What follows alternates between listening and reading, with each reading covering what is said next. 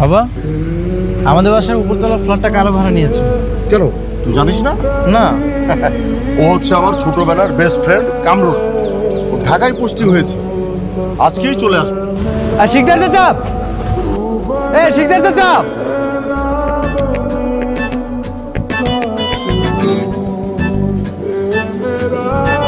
কি ব্যাপার, কি হয়েছে আমিন মিয়া? কি হয় নাই সেটা বলেন।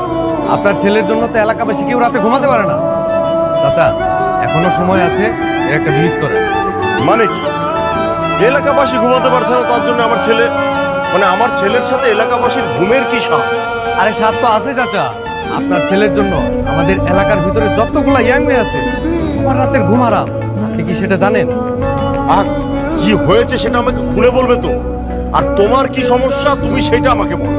এলাকাবাসীটা বলতে হবে না, এলাকাবাসীটা আমি পরে শুনবো। তুমি আগে তোমার সমস্যার কথাটা বলো। আমার আর কি সমস্যা থাকবে? আপনার ছেলে যখন আমার বাসার সামনে দিয়ে আসা যাওয়া করে তখন আমার বোনটা নাকি আপনার ছেলেকে দিকে ক্রাশ করে। এখন আবার সে প্রেমে পড়ে, খাওয়া দাওয়া সবকিছু বন্ধ করে দিচ্ছে। তাই নাকি?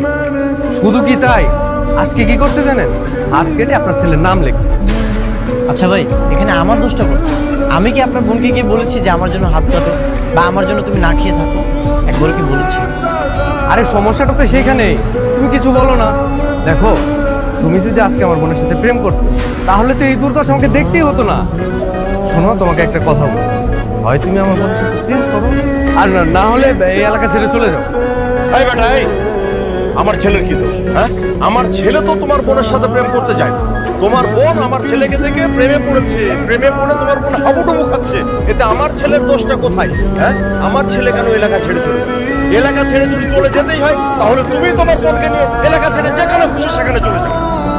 চাচা, সমস্যা যদি আমার একার হতো তাহলে আমি আমার বোনকে নিয়ে চলে যেতাম। সমস্যা তো শুধু আমার একার না, এই এলাকার প্রত্যেকটা ঘরে ঘরে একটাই সমস্যা, আমার ছেলে।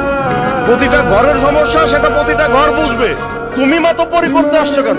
নাকি তুমি এলাকার কাউন্সিলর হয়ে গেছো? হ্যাঁ, যত সব।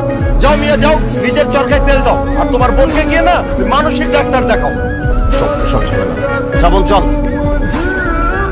ঠিক বুঝলাম, মানে এগুলো ভাবতে গেলে না, মানে কি যুগ জামানা আসলো, এগুলো আফসোস হয়, বুঝতে পারলি?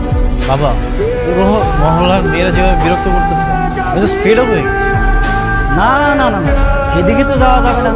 কেন? এদিকে গেলে সমস্যাটা কি? আপনার ছেলেকে নিয়ে ওই রোডে চলে যান, ওই রাস্তা দিয়ে ঘুরে।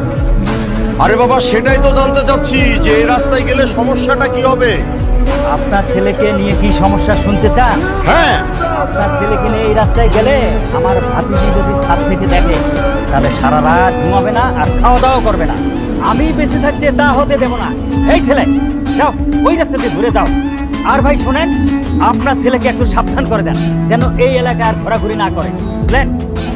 এই মানে আমি ঠিক বুঝলাম না, আপনার ভাতিজির জন্য কি আমার ছেলে এই মাস্ক পরে বাইরে ঘুরে বেড়াবে নাকি? হ্যাঁ, যান বাড়িতে গিয়ে আপনার ভাতিজির পায়ে শিকল দিয়ে বেঁধে রাখুন। ঠিক বুঝলাম না, আমার ছেলে কি ওই হ্যামি ইউনিয়নের বাসিয়ানা হয়ে গেল নাকি? তো সব মেয়েরা ইন্দুরের মতো এসে আমার ছেলের প্রেমে পড়বে? আমারও তো একই কথা। এই ছেলের মধ্যে এমন কি আছে যে মহল্লার মেয়েরা ওর প্রেমে হাবুডুবু খাচ্ছে?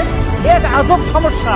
তাই মিয়া চুপ করেন, আর একটাও কথা বলবেন না। আপনারা সবাই মিয়া পাগল হয়ে গেছে, বুঝতে পারলেন? আপনারা যান ওই মানসিক হাসপাতালে গিয়ে নিজেদেরকে আগে চিকিৎসা করেন। যত সব ঝামেলা, কিছু হলে আমার ছেলে এই করছে ওই করছে, কার ভাতিজি কার মেয়ে, আমার ছেলে সব দোষ না, ফালতু সব। এই চল, কোত্থেকে সব আসে এগুলো ঝামেলা, মানে বুঝলাম না।